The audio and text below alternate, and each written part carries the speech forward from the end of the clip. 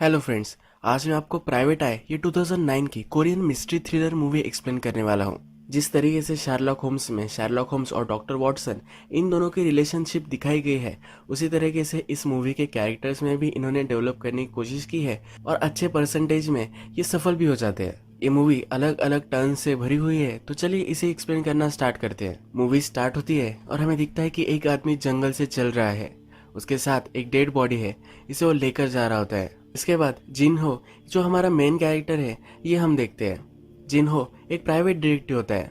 एक wife cheat कर रही थी, तो जिन्हों ने उस हस्बैंड को वो जहाँ चीट कर रही थी वहां पर लाकर छोड़ा था।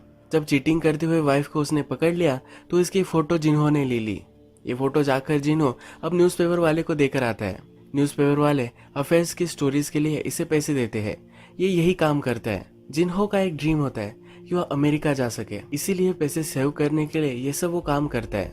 न्यूज़पेपर एडिटर इसे पैसे देता है और पूछता है कि तुम क्यों वहां जाना चाहते हो, कि वहां मैं बहुत सारे पैसे कमाना चाहता हूँ। ये जोक कर देता है कि वहां बहुत सारी वाइफ्स चीट करती होंगी।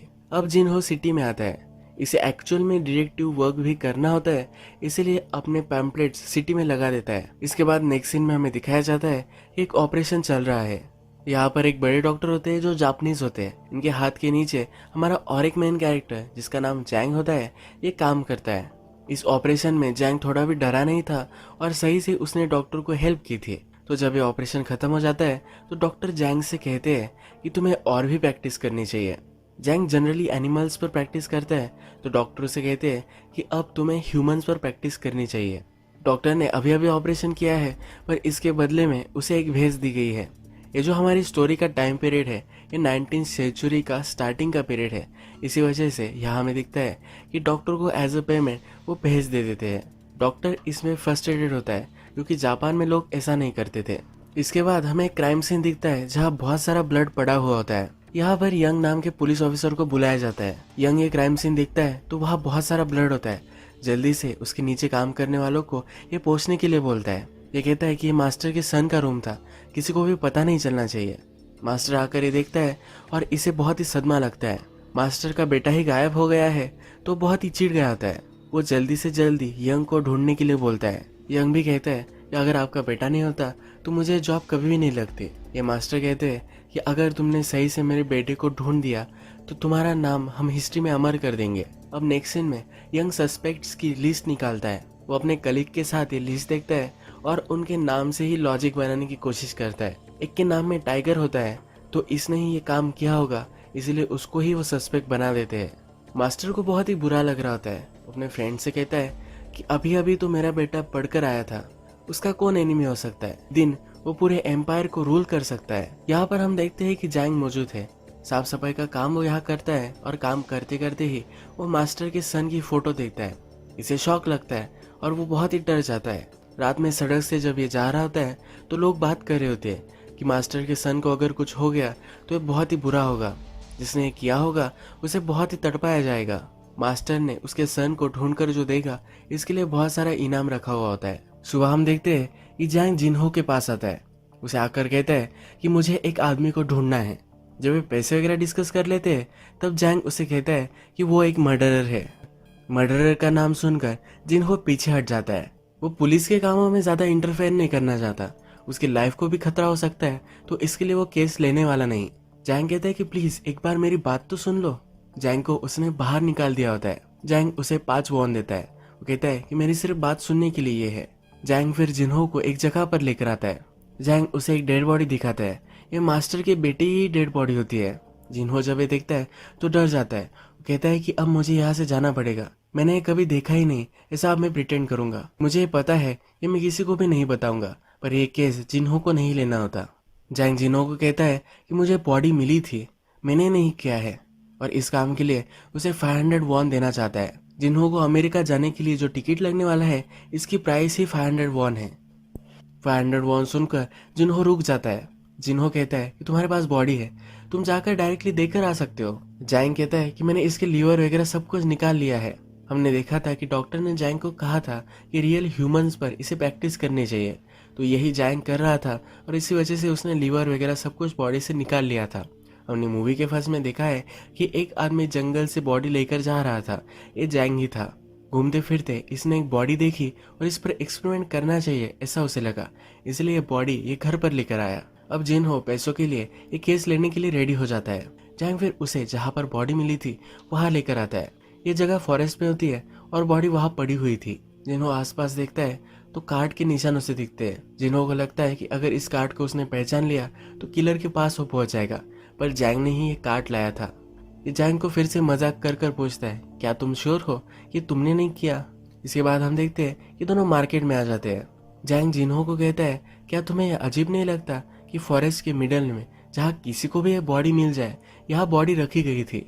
मर्डर ने कुछ भी एफर्ट नहीं लिए थे। जिन्हो कहता है कि इसके पीछे दो रीजन हो सकते हैं। पहला कि वो बहुत ही इडियट है, और दूसरा कि वो चाहता था कि ये बॉडी किसी न किसी को तो मिल जाए। जिन्हो जैंग से कहता है कि मुझे लगता है कि मेरा पीछा कोई कर रहा है। इस आदमी को स्पॉट करता है और इसके पीछे पीछे भागने लग जाता है।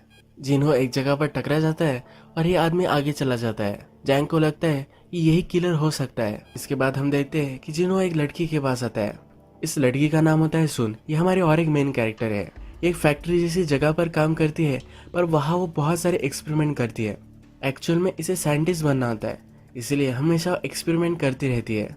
जिन्हो को उसने एक दूरबीन दी थी, पर अब वो टूट चुकी है, इसलिए जिन्हो उसके पास आता है। इसके बाद ये बात करते करते चलने लग जाते हैं।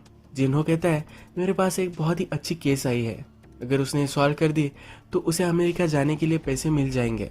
सुन को भी ये सुनकर अच्छा लगता है कि तुम भी बहुत ही स्मार्ट हो, अगर तुम भी अमेरिका गई तो वहाँ बहुत सारी चीजें तुम सीख सकती हो। वो पूछती है, क्या तुम मुझे पूछ रहे हो कि मैं तुम्हारे साथ आऊँ? जिन्हो कहता है कि नहीं, मैं ऐसा नहीं बोल रहा। सुन कहती है, मैं सब एक्सपेरिमेंट्स वगैरह करती हूँ, ये कर कर मैं ऑलरेडी बहुत सारी रिस्क ले रही हूँ। सुन टेलीस्कोप और इस तरह की अलग अलग चीजें बनाती है। 1900 का जो वक्त था इतना प्रोग्रेसिव नहीं था, औरतें ये सब कर सके एक्सेप्टेड नहीं था, इसीलिए सुन कहती है कि मैं कर कर ऑलरेडी रिस्क ले रही हूँ। इसके बाद हम देखते हैं कि जिन्हो मास्टर के घर में आ जाता है, जहाँ पर मास्टर के सन को उठवाया गया था। तो एज ए पुलिस ऑफिसर वो ढोंग कर कर वहाँ आ जाता है, पूरे मर्डर सीन को देखता है। यहाँ पर उसे ड्रग्स मिलते हैं।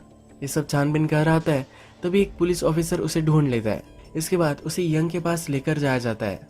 यंग उसे मारता है और कहता है कि अब ये केस खत्म हो चुका है, इसने जो रियल किलर है उसे पकड़ लिया है। यंग ने किसी को भी उठा लिया है और उससे वो कन्फेशन लेने के लिए जबरदस्ती कर रहा है। जिन्हो कहता है कि अगर ये किलर है तो उसने बॉडी कहाँ रखी है। यंग ने सिर्फ सस्पेक्ट के नाम से उसे पकड़ लिया था। ये लॉजिक जब जिन्हो सुनता है तो इस पर वो हंसने लग जाता है। जिन्हो को फिर छोड़ दिया जाता है। वो डायरेक्टली जैंग के पास आता है। जिन्हो ने मर्डर सीन से जो ड्रग्स लाए थे वो जैंग को दे देता है, क्योंकि उसे पता नहीं है कि ये ड्रग्स है। जैंग अब इसका स्टडी करने लग जाता है और उसे पता चल जाता है ये ड्रग्स है। जहाँ पर ये ड्रग्स सेल किए जाते हैं वहाँ फिर जिन्हो और जैंग पहुंच जाते हैं। यहाँ अंदर सब नशेड़ी पड़े हुए होते हैं। यही से ही मास्टर के सन ने ड्रग्स लिए होंगे, तो इसकी इंक्वायरी वो करने लग जाते हैं। थोड़ी देर में इस जगह का बॉस आ जाता है और वो जैंग को पहचान लेता है। उसे पता है कि डॉक्टर के नीचे काम करता है और ये कभी भी ड्रग्स नहीं करता। अब ये गुंडा सब आदमियों को लेकर उसे मारने लग जाता है। जैंग और जिन्हो भी रेजिस्ट करते हैं और बहुत सारे लोगों को मारते हैं। बॉस को पकड़ लेते हैं और उसे उल्टा लटका देते हैं। उसे पूछते हैं कि तुमने लास्ट बार कब मास्टर के सन को देखा था। पहले बोल नहीं रहा था, पर उसे बहुत डराते हैं तो बोलने लग जाता है। ये कहता है कि लास्ट टाइम मैंने जब उसे देखा था कि वो ड्रग्स लेने के लिए आया था, उस दिन उसके घर के डायरेक्शन में वो नहीं गया। डोंगिनिनम नाम की एक जगह थी, यहाँ पर वो गया था। जब जिन्हो और जैंग यहाँ पहुंच जाते हैं तो उन्हें पता चल जाता है कि यहाँ पर एक सर्कस थी। ये सर्कस अब जरा आगे चली गई है। नेक्स्ट सीन में हम देखते हैं कि रात में कमिश्नर के घर पर एक आदमी आता है। इस आदमी को कमिश्नर जानते हैं तो अंदर आने देते हैं, पर यह आदमी कमिश्नर का खून कर देता है। फिर से जंगल में जहाँ जैंग को मास्टर के सन की बॉडी मिली थी उसी जगह पर पुलिस को मिल जाती है। अब कमिश्नर की डेड बॉडी मिल चुकी है तो मास्टर और भी चिढ़ गए होते हैं। मास्टर यंग को धमकी देते हैं कि अगर उसने उसके सन को नहीं जल्दी से ढूंढ कर दिया तो उसे वो फायर कर देंगे। इसके बाद हम देखते हैं कि यंग एक आदमी के पास आया हुआ है। इसका नाम होता है इक्वांग। यंग इक्वान से पूछता है कि मैंने तुम्हें ही इन दोनों को इंट्रोड्यूस कराया था, यानी कि कमिश्नर और मास्टर का बेटा, और अब ये दोनों डेड है। इक्वांग पर ये शक ले रहा होता है। इक्वांग कहता है कि वो दोनों बड़े आदमी थे, इनके बहुत सारे एनिमीज हो सकते हैं। हमने मूवी में देखा है कि जिसको कमिश्नर ने मारा था यही इक्वान है। अब पुलिस को कमिश्नर की बॉडी मिल चुकी है तो उसकी ऑटोप्सी करने के लिए डॉक्टर को बुलवाया जाता है, पर डॉक्टर जैंग को ही लेकर आता है। जब जैंग ऑटोप्सी कर रहा होता है तो कमिश्नर के मुंह में एक कपड़ा होता है जिसको छुपाकर अपने पॉकेट में रख लेता है। यह इस ऑटोप्सी में फिगर आउट करता है कि जिस नाइफ में दोनों तरफ से धार होती है, इसे नाइफ से मर्डर किया गया था। ये रात में जाकर जिन्हो को ये सब बातें बता देता है। जिन्हो भी इन्वेस्टिगेशन कर ही रहा था तो उसे नाइफ के बारे में पता चल गया था। कमिश्नर के मुंह में जो कपड़ा था, ये एक नया सुराग उन्हें मिल चुका है, तो इसके पीछे अब वो लग जाते हैं। ये कपड़ा आया कहाँ से है ये पता नहीं कर पाते। सुन इंटेलिजेंट है तो सुन के पास जिन्हो ये कपड़ा लेकर आता है, पर थोड़े एक्सपेरिमेंट करती है। फिर उसे पता चलता है कि इस कपड़े पर फ्लावर बना हुआ था। इसे फ्लावर के कपड़े सर्कस में ही लोग पहनते हैं। कमिश्नर का बेटा मर्डर होने से पहले सर्कस में ही गया था, तो अब ये दो एविडेंस इन्हें मिल चुकी है, तो सर्कस में कुछ ना कुछ तो गड़बड़ है। इसे परस्यू करने के लिए वो निकल जाते हैं। जाकर वो सर्कस देखने लग जाते हैं तो वहाँ इक्वांग होता है। इक्वांग डबल एज नाइफ से एक शो दिखाता है जिसमें वो एक आदमी को बोर्ड से बांधता है और उस पर ये चाकू चलाता है। इक्वांग कहता है कि ऑडियंस में से अगर कोई आ जाए तो सचमुच में ये गेम खेलते हुए डरेगा, तो ये बहुत ही मजा आएगा। जिन्हो जल्दी से उठ जाता है और इसके लिए रेडी हो जाता है। इक्वान थोड़ी देर तक आंखों में पट्टी बांध लेता है, उसके बाद चाकू चलाने लग जाता है। ये देखकर जिन्हो बहुत ही डरा हुआ होता है, पर सक्सेसफुली ये गेम कंप्लीट हो जाता है। जब जिन्हो ने इस गेम के लिए वॉलंटियर किया था तो उसी वक्त उसने नाइफ वहां से चुरा ली थी। ये नाइफ वो चेक करते और कंफर्म हो जाता है कि इसी नाइफ से मर्डर हुआ था। जिन्हो अभी भी कह नहीं सकता कि इक्वांग ने मर्डर किया है, क्योंकि सर्कस में इन नाइफ्स को कोई भी पा सकता है और किसी ने भी मर्डर किया हो सकता है। इसके बाद हम सर्कस देखते हैं। इक्वांग ने एक लड़कियों को पकड़कर लटकाया हुआ होता है। ये लड़की यहाँ से भाग रही थी, इसी वजह से उसे कहता है कि मैंने तुम्हें बाय किया है, मैं तुम्हारे साथ जो चाहे वो कर सकता हूँ। इस लड़की की एक छोटी बहन भी थी, उसे पकड़ कर ले आए हैं। इस छोटी लड़की की भी स्किन जलाने वाला था, पर बड़ी लड़की कहती है इसका पीरियड आया हुआ है। ये सुनकर इसे खुशी होती है। ये इस छोटी लड़की को छोड़ देता है। इसके बाद हम देखते हैं कि न्यूज़पेपर वालों के यहाँ जिन्हो को बुलाया गया है। सर्कस में एक बड़ा इवेंट चल रहा है जहाँ गवर्नर, पुलिस ऑफिसर ये सब आने वाले हैं। यहाँ किसी को भी अलाउड नहीं है, तो जिन्हो को वो कहता है कि वहाँ जाकर चुपके से तुम कुछ इमेजेस लेकर आओ। यहाँ क्या चलता है ये किसी को भी पता नहीं है, इन्हें हम कुछ एक्सपोज कर सकते हैं। ये न्यूज़पेपर वाला कहता है कि ये काम डेंजरस हो सकता है। जिन्हो प्रिटेंड करता है कि उसे भी ये डेंजरस लग रहा है, पर एक्चुअल में उसे भी जाना होता है, क्योंकि अब वो केस की इन्वेस्टिगेशन करने के लिए सर्कस के बारे में और भी कुछ जानना चाहता है। सर्कस के यहाँ जाकर सर्कस वालों से वो कहते हैं कि तुम्हें फ्री की पब्लिसिटी मिल जाएगी, इसलिए वो सर्कस वाले भी इन्हें फोटो लेने के लिए हेल्प कर देते हैं। जिन्हो अलग अलग टेंट में घुसता है और वहाँ नाइफ्स खोजने लग जाता है। या उसे किलर कौन है इसका कुछ ना कुछ तो एविडेंस मिल सकता है, पर इसे एक आदमी ढूंढ लेता है और बाहर निकाल देता है। ये यहाँ से जा रहा होता है, पर दोनों छोटी लड़कियां इसे रोक लेती है, कहती है कि प्लीज हमारा भी फोटो ले लो। जिन्हो पहले मना करता है, पर ये बहुत ही स्वीटली उससे रिक्वेस्ट करती है, तो जिन्हो भी मान जाता है। जिन्हो सुन को उसकी केस के बारे में सब कुछ चीजें बताता है, तो सुन को सब कुछ मालूम है, तो वो भी थोड़ी सी इन्वेस्टिगेशन करती है। सुन पता करती है कि जो इक्वांग है ये अलग अलग बिहेव करता है। एक बार वो कुछ करेगा तो दूसरी बार कुछ अलग ही चीजें करता है। पुलिस पर यानी कि यंग पर अब प्रेशर बढ़ने लग चुका है, तो एक आदमी को जो बहुत ही गरीब होता है कन्फेशन करने के लिए मना लेता है। ये एक फेक बॉडी भी रखवा आते हैं। ये आदमी सिर्फ पैसों के लिए एडमिट करता है कि उसने ही मास्टर के सन को मारा है। जब इस मर्डर को देखने के लिए जिन्हो और जैंग जाते हैं, तो जैंग कहता है कि मैं तो इसे पहचानता हूँ, ये वही आदमी था जिस पर ऑपरेशन हुआ था। ये बहुत ही गरीब है, इसी वजह से इसने कन्फेशन किया होगा, ये वो जिन्हो को बताता है। जिन्हो अब यंग के पास जाता है, उसे कहता है कि मुझे मालूम है कि ये रियल किलर नहीं है, मैं सब जाकर ये मास्टर को बता सकता हूँ। यंग कहता है कि प्लीज ऐसा मत करो। यंग पूछता है कि तुम्हें क्या चाहिए। जिन्हो कहता है कि मुझे सिर्फ 3 दिन दो, 3 दिन में सही मर्डर में ढूंढ निकालूंगा, तब तक इस आदमी को कुछ भी होना नहीं चाहिए। अब रात में इन्वेस्टिगेशन करने के लिए जिन्हो सर्कस के आसपास घूम रहा होता है, तभी इक्वांग उसे ढूंढ लेता है। इस पर वो चाकू लगाता है, कहता है कि तुम यहाँ कर क्या रहे थे। ये जिन्हो को धमकी देता है कि अगर वो आसपास फिर से दिखा तो उसे मार डालेगा। जिन्हो कहता है कि मुझे मालूम है कि तुम ही मर्डरर हो। इक्वांग ये सुनकर सरप्राइज हो जाता है, जैसे उसने कुछ किया ही नहीं है ऐसा वो प्रिटेंड करता है। अब इन दोनों में फाइट हो जाती है, पर इक्वांग का ट्विन ब्रदर वहां जाता है। ये दोनों मिलकर जिन्हो को बांध देते हैं। इसके बाद ये सर्कस का शो करते हैं। इक्वांग का जुड़वा ब्रदर अब जिन्हो से मिलने के लिए आता है। जिन्हो कहता है कि तुमने ही मर्डर किए है। ये जुड़वा ब्रदर कहता है कि तुम पुलिस नहीं हो, हम दोनों को अकेला छोड़ दो। जिन्हो अभी भी बंधा हुआ है और उसी वक्त सर्कस का शो चल रहा होता है। हमने जो 2 लड़कियां देखी थी वो सर्कस में काम करती है और शो करते वक्त ऊपर से वो छलांग लगा देती है। ये बहुत ही इंजर्ड हो जाती है। जैंग भी जिन्हो को ढूंढते ढूंढते यहाँ आ ही चुका होता है और जिन्हो को छुड़वा लेता है। ये यहाँ से जा रहे होते हैं पर लड़की इंजोर है तो जैंग इसे देखने लग जाता है। इक्वांग भी इस लड़की के पास आया हुआ होता है। उसे बहुत ही बुरा लगता है। यह अपने ब्रदर पर गुस्सा हो जाता है, उसे मारने लग जाता है। अपने ब्रदर को कहता है कि तुम्हारी वजह से यह सब हुआ है। जिन्हो टेंट के अंदर होता है और ये दोनों ब्रदर बाहर झगड़ रहे होते हैं। जिन्हो को आवाज आती है और वो बाहर आता है पर वहाँ उसे एक ब्रदर की डेड बॉडी मिलती है। अभी डेड बॉडी किस ब्रदर की है ये किसी को भी पता नहीं है। यहाँ पर पुलिस को बुलाया जाता है। यंग इक्वांग का फ्रेंड ही है तो यंग कहता है कि किसी न किसी तरीके से मैं जल्दी से ये केस निपटा लूंगा, कोई भी वरी करने की तुम्हें जरूरत नहीं है। जिन्हो के पास यंग आता है और कहता है कि क्या तुम्हें रियल किलर मिला है। जिन्हो यंग को कुछ भी नहीं बताता। जिन्हो को पता है कि जो ब्रदर जिंदा है यही किलर है पर वो बताने नहीं वाला। जो छोटी लड़की ऊपर से गिरी थी इसको जैंग हेल्प कर सकता है। ये जल्दी से उसे हॉस्पिटल में लेकर आता है। वो डॉक्टर को सर्जरी करने के लिए बोलता है पर डॉक्टर मान नहीं रहा होता।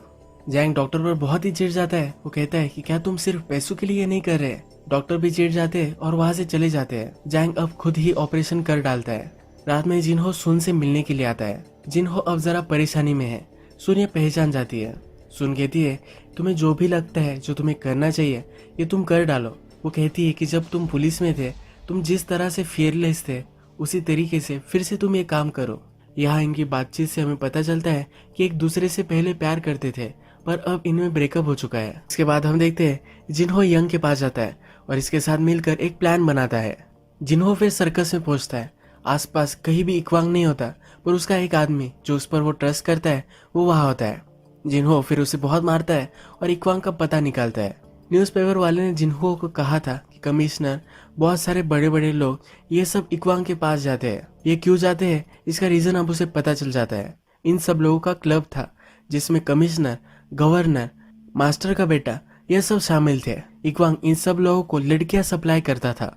ये सब मिलकर इन लड़कियों का शोषण करते थे। सर्कस में काम करने वाली लड़कियां हमने देखी है कि वो भागने की कोशिश कर रही थी। यही रीजन था कि वो भागना चाहती थी। इक्वांग के आदमी से जिन्हो पता निकाल लेता है इक्वांग अब कहाँ होगा। वो इस बार गवर्नर के पास आया हुआ है। एक्चुअल में इक्वांग और उसका जो ब्रदर है इनमें से एक लड़कियां सप्लाई करता था। दूसरे ब्रदर को जब पता चल गया कि उसका ही ब्रदर लड़कियां सप्लाई करता था तो वो बहुत ही चिढ़ गया। गुस्से में आकर रिवेंज लेने के लिए सबको मारने लग गया। जब एक दूसरे को इन्होंने कन्फ्रंट किया तो एक ब्रदर मर गया। जो मर गया वो लड़कियां सप्लाई करने वाला था पर अभी भी जो मर्डर कर रहा है वो जिंदा है। इस बार वो गवर्नर को मारने के लिए गया है। जिन्हो ये सब यंग को बता देता है और यंग अब उस जगह पर पहुंच जाता है। कमिश्नर को मारने से पहले ही इक्वांग को रोक लेता है। इक्वांग को अरेस्ट करना चाहता है पर इक्वांग यंग को मार डालता है। यहाँ पर गन लेकर जिन्हो भी पहुंच जाता है। इक्वांग जल्दी से छुप जाता है और सब लाइट्स बंद कर देता है।